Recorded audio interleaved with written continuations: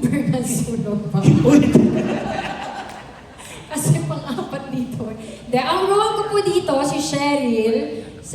Ako po yung pangatlo at huling sekretarya sa opisina na pinapasukan ni Mang Kevin. Ito po ang kauna-unahang show ko, kaya sobrang malapit po talaga at iba po talaga. Very special po sa puso ko ang Hope Along. Siyempre dito po ako natuto ng maraming bagay. I've learned so much about showbiz. Sila po ang naging unang showbiz family ko.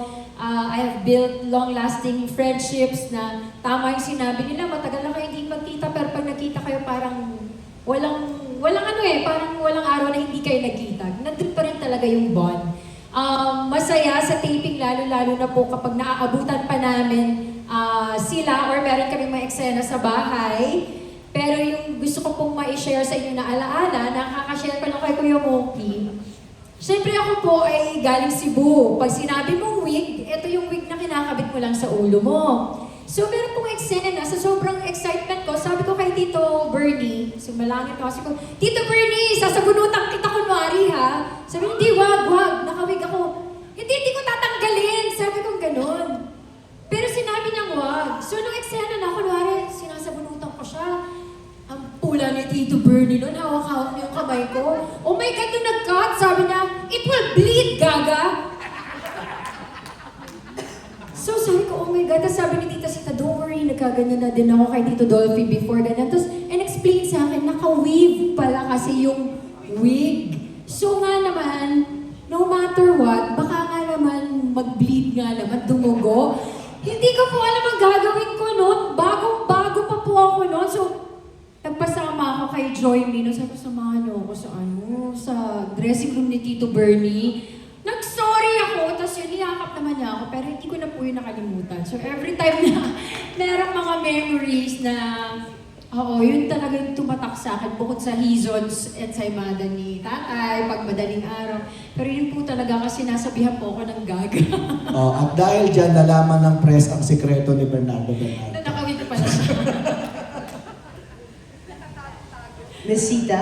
Sita. Okay, hi! Ako po ay tuwan-tuwa na ako ay kahit papano talagang pinilit na ibalik dito kahit na ako'y nagtatago na doon sa Cavite. And I'm really so happy and so grateful to you, Direk, and of course, Consivanos, and of course the family. Kasi kung hindi naman pumayag yung family, hindi naman nila ako tatanggapin ulit.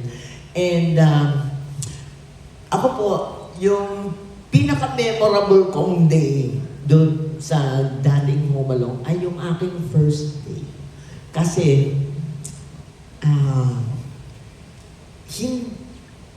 I grew up watching Tito Dolphy and Bernie, who were both stars. Okay, but of course, Tito Dolphy is a legend, okay? He's not just a great character actor, but he's a legend. And all of a sudden, I had to be the boss. So yung hirap doon, hindi ba, parang, and si Tito Dolphy, nakita niya yung mukha ko na in awe ako sa kanya. Yung parang, Diyos ko, hindi ko sukat akalain makakaharap ko itong taon to. Diyos ko, and then suddenly, I'm there having to be the boss. And so, hindi ko alam kung anong klaseng acting ang gagawin ko. But it was Tito Dolphy who said, no, just do it. You're the boss. You be the boss. And from there, tinuloy-tuloy ko nga yung pagiging boss. And that worked out because he was so welcoming and so, like he didn't care that, I was just from Repertory Philippines and whatever, and he's a legend. And, he's always been that inspiring to all of us. And pag tinatanong ko nga siya noon Tito Dolphy, ang galing naman na naging career mo, no? And talagang sunod-sunod yung mga hit mo and all this. And he just told me, just keep on and be good, sabi niya ganyan, at whatever you're doing, because you have to, first and foremost, also pray, to God, and I'm so grateful na nandito si Tita Nova dahil si Tita Nova ang talagang nakakapit sa Diyos, okay? Sa aming lahat, siya yung talagang nandyan to remind us all to pray and have faith. But it was Tita Dolphy also who told me that. Kasi sabi niya, alam mo, mas maraming magaling pa sa akin na mga artista na nakasama ko and all this, pero hindi sila pinalad. So, it's also a matter of opportunity, of having people who are kind enough to help you and give you that chance, that first chance, and for even Tito Dolphy, his second chance. Okay? Kasi naalala mo yung sitwasyon ni Tito Dolphy, nandun siya sa Amerika, and for a while he was really, messed up because pinanindigan niya yung kanyang love of life na si Jaja.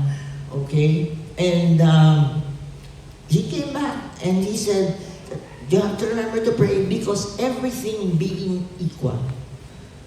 Okay? Magkasing galing kayong lahat, magkasing pareho kayo ng effort. The only thing that matters is luck. This is what he told me. And so I wanna also tell you that this family is also the most prayerful family that you will find anywhere in showbiz. And I'm very grateful to be here and for all that I learned through them. Thank you. Love you all. Miss Dan? Memorable experience. Simula ko dyan. Actually, sa 13 years ba tayo? 12, 13, no? Ang dami naman talaga namin mga eksena na talagang memorable. Pero ito i-share ko lang sa'yo, one of the most memorable. Alam niyo naman ang boyfriend ko lagi sa Home Alone, si Q. Di ba? Mga si Q lahat. Pero ang tumatak talaga sa akin, na hindi ko makakalimutan, naging boyfriend ko, si Rostom Padilla. Oo. Alam mo, nung nag-guest si Rostom Padilla, alam mo, na-crushan ko siya talaga. Kasi ang gwapo. Kaya tumatak siya sa akin. Kaya lang, nakita ko siya nung, lately, bibigandang hari na siya. Natuwa naman ako sa kanya dahil he found another life. She found another life na. Yun. Isa sa mga tumatak sa akin kasi talagang ang gwapo ni Rostom Padilla noon. At saka, ako ang tumanggi sa kanya. Wow! Dahil, itong si Richie, si Tito Babalu, sinusulan ako. Roxanne, ang gwapo niyan. Hindi ka tototohanin yan. E niyaya ako magtanan. Hindi ko sinipot. Kasi akala ko, hindi ako tototohanin. Yun. Kaya tumatak sa akin yun. Yun yung kwento ni Roxanne and Rostom Padilla. Yun. Thank you. Thank you. Ang pinaka tumatak